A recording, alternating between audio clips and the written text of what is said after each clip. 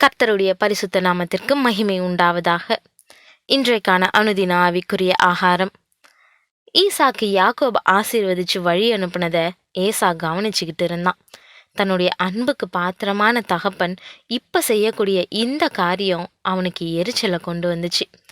ஆமா, யாக்கோப தன்னுடைய தாயும் தகப்பனும் பாதுகாக்க நினைக்கிறதையும் அவங்க 2 பேரும் ஆசீர்வதிக்கிறதையும் அவனால் ஏற்றுக்கொள்ளவே முடியல. மேலும் அவங்களால தான் கைவிடப்பட்ட நிலையில இருக்கிறதாவும் அவன் மனசு குமுறுச்சு. ஈசாக்கு யாக்கோப ஆசீர்வதிக்கும் போது அவன் கானானிய பெண்கள்ல யாரையும் எந்த காரணத்துக்காகவும் திருமணம் செஞ்சு கொள்ளக்கூடாதுன்ற பொறுப்பான கட்டளையும் கொடுத்தான். ஏன் இந்த கட்டளையை யாக்கோபுக்கு ஈசாக்கு கொடுத்தான்றத நம்மளால நிதானிக்க முடியும். ஏசா 40 வயதான போது ஏத்தியனான பெயேரியினுடைய குமாரத்தியாகிய யூதித்தையும் ஏத்தியனான ஏலோனுடைய குமாரத்தியாகிய பஸ்மாத்தையும் விவாகம் பண்ணினான். அவர்கள் ஈசாக்குக்கும் ரெபேக்காலுக்கும் மனநோவாயிருந்தார்கள்னோ. பின்பு ரெபேக்கால் ஈசாக்கை நோக்கி, ஏத்தின் குமாரத்திகளின் நிமித்தம் என் உயிர் எனக்கு வெறுப்பாயிருக்கிறது. இந்த தேசத்து பெண்களாகிய ஏத்தின் குமாரத்திகளில் யாக்கோபு ஒரு பெண்ணை கொள்வானானால் என் உயிர் இருந்து ஆவதென்ன என்றால்னோ. முந்தின அதிகாரங்கள்ல நாம வாசிக்கிறோம். கானானிய பெண்கள்னால வந்த பிரச்சனை என்னன்றதை பத்தி ஏசா ஒருபோதும் கவலைப்படவே இல்லை. ஏசாவுக்கும் யாக்கோபுக்கும் ஆரம்பத்துல இருந்தே பிரிவினை இருந்துச்சு. அதில் யாக்கோபு வஞ்சனையாக ஆசீர்வாதத்தை பெற்றுக்கிட்டான்றத நம்ம எல்லாருக்கும் தெரியும். அவங்க 2 பேரும் ஒருத்தருக்கு ஒருத்தர் பகையோடு இருந்தது உண்மைதான். ஆனால் யாக்கோபு அவன் தகப்பனாகிய ஈசாக்கு சொன்ன எல்லாவற்றையும் கருத்தாக கேட்டு அவன் தகப்பனுக்கும் தாய்க்கும் கீழ்ப்படிந்தான்னு ஆதியாகமம் 28:7 நம்ம வாசிக்கிறோம். இது யாக்கோபுக்கிட்ட நம்ம கவனிக்க வேண்டிய முக்கியமான குணம். நம்மக்கிட்ட ஒரு சில குறைகள் இருந்தாலும் நம்மளை சரியான பாதைக்கு திருப்பக்கூடிய நல்ல குணங்கள் நமக்குள்ளே இருக்கிறது ரொம்ப அவசியம். தன்னுடைய தாய்க்கு எப்பொழுதும் செவி கொடுத்த யாக்கோபு தன்னுடைய தகப்பனின் வார்த்தைகளை தள்ளிவிடவும் இல்லை. அவைகளுக்கு அவன் மதிப்பழிச்சு கீழ்ப்படிஞ்சு அவனை நல்ல குணசாலியாகவே காண்பிக்குது. தகப்பனையும் சகோதரனையும் ஏமாற்றி சேஷ்டபுத்திர ஆசீர்வாதத்தை பெற்றுக்கிட்டாலும் யாக்கோபு தன்னுடைய சொந்த வீட்டில் தங்க முடியாம பதான் அராமுக்கு ஓட வேண்டிய நிலையில இருக்கிறான்.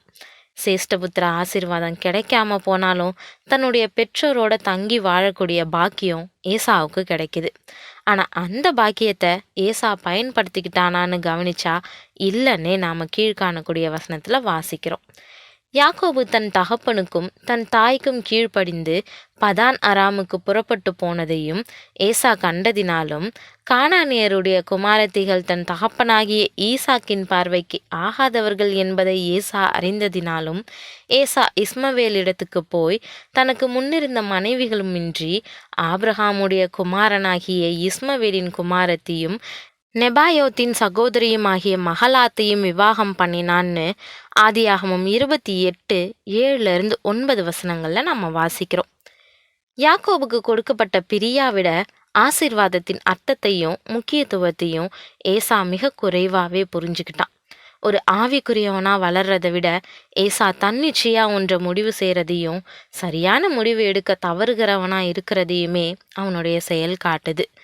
ஈசாக்கினுடைய பார்வையில கானானிய பெண்கள் ஆகாதவங்களா இருக்கிறதுனால 2 பெண்களை திருமணம் செய்யறது தீர்வாகிடும்னு நினைக்கிறது எவ்வளவு முட்டாள்தனம்.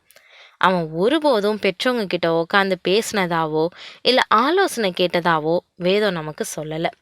பிரச்சனைகளுக்கான தீர்வை நாம் சொந்தமாக எடுக்கும்போது அது பிரச்சனைகளை இன்னும் தீவிரப்படுத்துமே ஒழிய தீர்க்காதுன்றதை நாம் நிச்சயம் அறிஞ்சிருக்கணும். தன்னுடைய தகப்பனாகிய ஈசாக்கின் மூலயமா வரக்கூடிய ஆசீர்வாதத்தின் ஆவிக்குரிய பார்வை ஏசா கிட்ட இல்லாம போயிடுச்சு. நடந்த எல்லா செயல்பாடுகள்லையும் ஆவிக்குரிய முக்கியத்துவத்தை ஏசா கொஞ்சம் கூட புரிஞ்சிக்கவே இல்லை. நாம கூட நம்மளுடைய வாழ்க்கையில நடக்கக்கூடிய எல்லா செயல்கள்லையும் தேவனுடைய திட்டத்தையும் ஆவிக்குரிய நோக்கத்தையும் பார்க்கறதுக்கு பதில் மாம்ச கண்களால பார்த்துக்கிட்டு இருந்தோம்னா ஏசாவனுடைய நிலை தான் நமக்கும் ஏற்படும்ன்றதை நிதானிப்போம். தேவன் தாமே கிருபையும் தயையும் செய்வாராக. ஆமேன்.